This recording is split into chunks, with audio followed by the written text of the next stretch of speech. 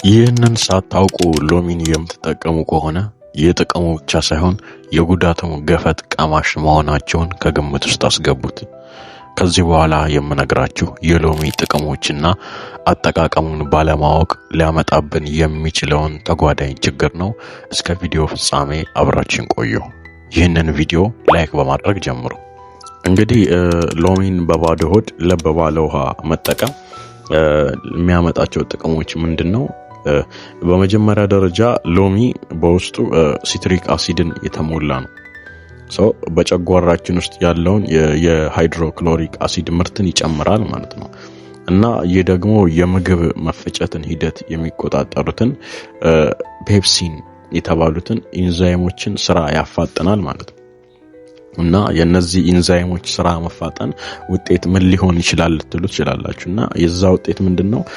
ሰውነታችን ንጥረ ነገሮችን የመምጠጥ ብቃታቸው ይሄ ኒውትሪሽናል አብዞርቬሽን እንደዛ የማድረጋቸው ነገር ይጨምራልና ጥሩ የሆነ ስታብል የሆነ የምግብ መፈጨት ሂደት እንዲኖረን ያደርጋል። እናም ሌላ ጥቅሙ ምንድነው? የሆድ መነፋትን የአመጋገብ ስርዓት መዛባትን ባላንስ ያደርግልናል ማለት ነው። እንግዲህ በሁለተኛ ደረጃ ደግሞ የምናየው ሄፓቲክ ዲቶክሲፊኬሽን ነው። ወይንም የጉበት መርዛማ ንጥረ ነገሮችን የማስወገድ ሂደት ማለት ነው። እንግዲህ የሎሚ ጭማቂ እንግዲህ የዲ ሊሞኒን የተባለ ኃይለኛ የፊቶኬሚካል ውህድ አለበት እንግዲህ እንደሚታወቀው እና ሳይንሳዊ ጥናቶች ደግሞ እንደሚያሳዩት ይህ ውህድ በጉበት ውስጥ የሚገኝ የፌዝ 1 እና የፌዝ 2 የዲቶክሲፊኬሽን ኢንዛይሞችን ያነቃቃል ይለናል።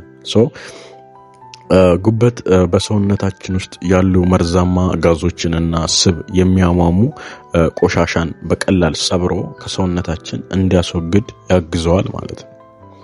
የሁለተኛ ጥቅም ይሄ ነው። እንግዲህ የጉበት ጤናን ስታብል ያደርጋል። በሁለተኛ ደረጃ ወደ ሶስተኛው እንሂድ። እንግዲህ በሶስተኛ ደረጃ የምናየው አንቲ ኦክሲዳንት ዲፌንስ ኢሚዩኒቲ ነው። ይሄ ምንድነው? ሎሚ እንግዲህ እንደሚታወቀው በውስጡ ከፍተኛ መጠን ያለው አስኮርቢክ አሲድ አለውና ይህ ደግሞ ቫይታሚን ሲ ይዟል። አስኮርቢክ አሲድ በሰውነታችን ውስጥ የሴል መውደም የሚያስከስቱ ፍሪ ራዲካልስ የሚያጠፉ ጠንካራ አንቲኦክሲዳንቶችን ይዟል ማለት ነው።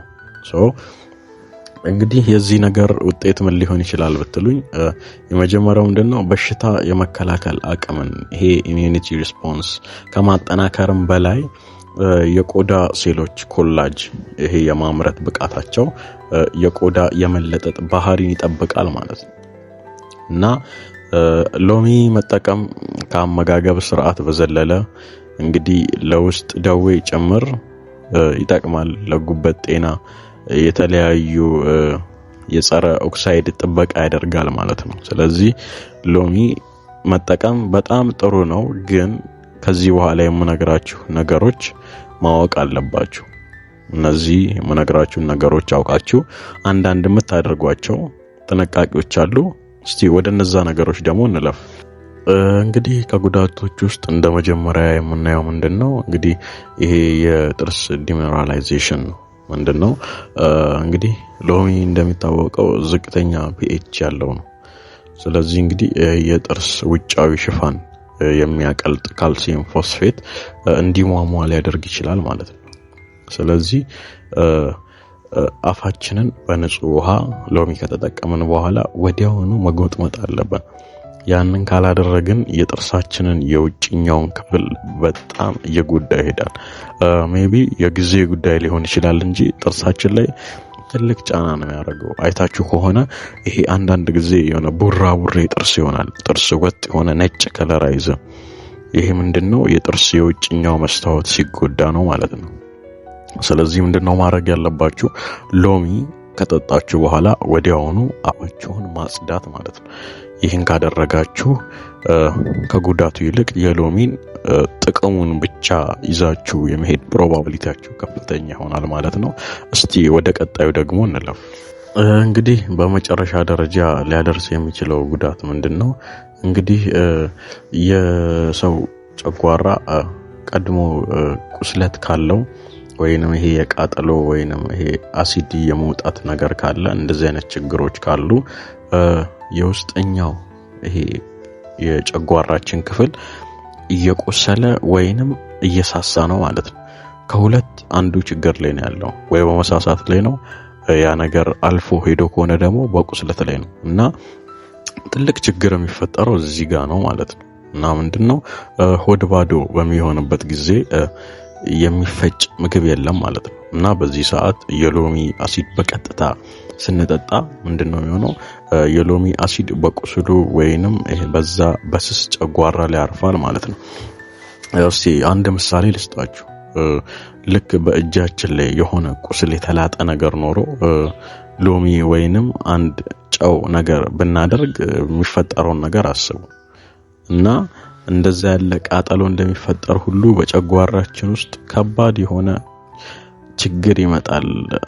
ከጥቅሙ እንደው ጉዳቱ የሚያመዝን ይመስለኛል። በዚህ ሰዓት ጉዳቱ እያመዘነ ይሄዳል። እና ባጭሩ ምንድነው በጨጓራ ውስጥ የጤነኝነት ነገር ከሌለ፣ ጤነኛ የሆነ ጨጓራ ከሌላችሁ በባዶ ሆድ የሎሚ ውሃ መጠጣት ጥቅሙ ቢበጅም የጨጓራ ህመም ላለባቸው ሰዎች ግን በባዶ ሆድ መጠጣት ቁስሉን ስለሚነካካና ወደ ሌላ ህመም ላይ ስለሚዳርግ አይመከርም። ስለዚህ ሎሚ ከመጠቀማችሁ በፊት የጨጓራችሁ ሁኔታ በምን አይነት ደረጃ ላይ እንዳለ ማወቅ አለባችሁ። እንግዲህ ይሄን ያልካልኳችሁ ይበቃል። ይሄ ቪዲዮ ከተመቻችሁ ላይክ አድርጉ። ሰብስክራይብ ያላደረጋችሁ ደግሞ ሰብስክራይብ በማድረግ አብረን ጤናችንን እንጠብቅ። ቸር ሰንብቱ።